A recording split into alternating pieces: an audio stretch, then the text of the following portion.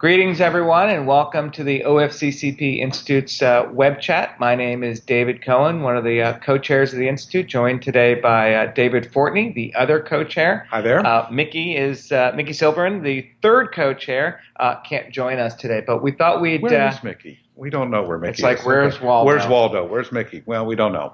But we have other things, right? Yeah. So we thought we would chat quickly about, we had our annual summit here last week in D.C. Thought it was really successful. We had, I will say, we're obviously part of the planning committee, so maybe we shouldn't say this, but truthfully, had a great meeting. We had Deborah Carr from OFCCP, who heads our policy shop. She provided very substantive advice, answered questions, answered every single person's question, hung around for the day, very active participant, and I certainly learned a lot from Deborah, and I thought she was fantastic. That was on day one, and then not to be outdone, EEOC, we had Commissioner Charlotte Burrows, who's been very active on the EEO1 report, was really the point person for Chair Yang at the hearing several weeks ago. And Commissioner Burrows, Charlotte Burrows, did a great job in updating us on EEOC initiatives. We had a good discussion of North Carolina, what the government's doing. Happened to be on the day that North Carolina was being sued by the federal government. Yeah. So we had a lot to talk about there. And it was just, I thought it was a great discussion, a lot of collegiality and great information exchanges. Yeah, I think having Deborah Carr was fantastic because Deborah has been involved in a lot of the regs, the policy. She talked about best practices for both contractors and OFCCP as it relates to 503 and VEVRA. We talked about these 44K analytics, the hiring benchmark.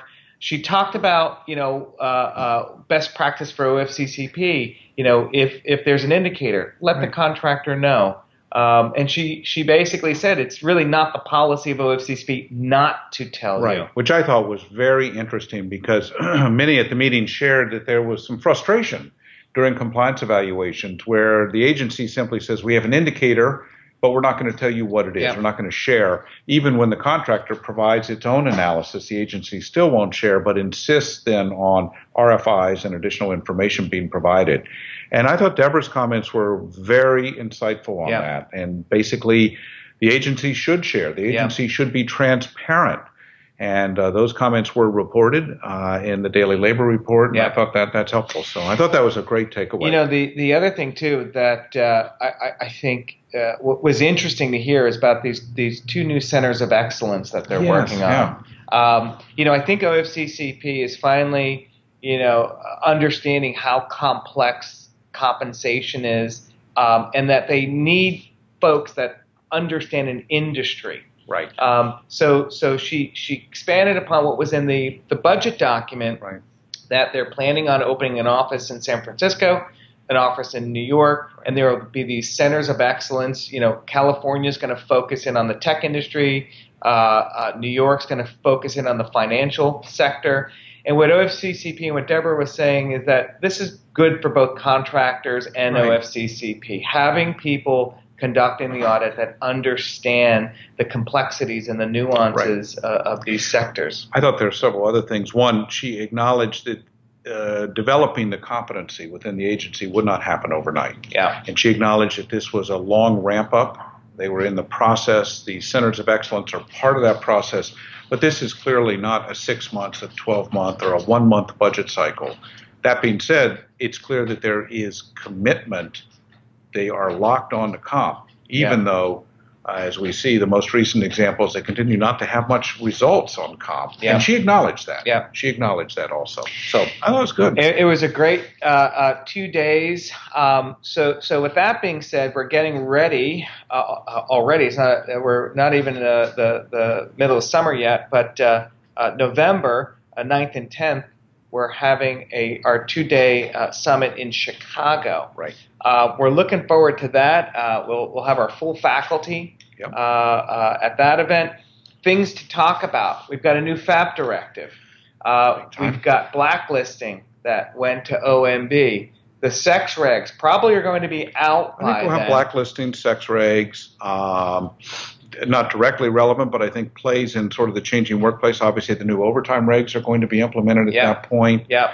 EEOC is continuing with its new ADA guidance on accommodation and so forth. So I think the landscape's going to continue to be pretty robust. Well, and probably by November we'll have the EEO1 comp report. I think all of that will be done except for the crying when it's over. Yeah. Yes, we may be disappointed, but I think it will be done by then. The other thing that we're going to talk about in November, you're hearing a lot about these, and I'm calling them these shareholder wage gap analyses. Right. The fair pay, so-called fair pay gap assessments. Yes. So we'll be addressing that in November as well. And also tagging on to, because there's even new for publicly traded companies, new SEC imposed regulations that start in January of 2017. So comp continues to be a very broad issue, and what we will do is bring that to you so you understand the OFCCP component, but how it fits onto the broader landscape. We'll also be able to talk about the election.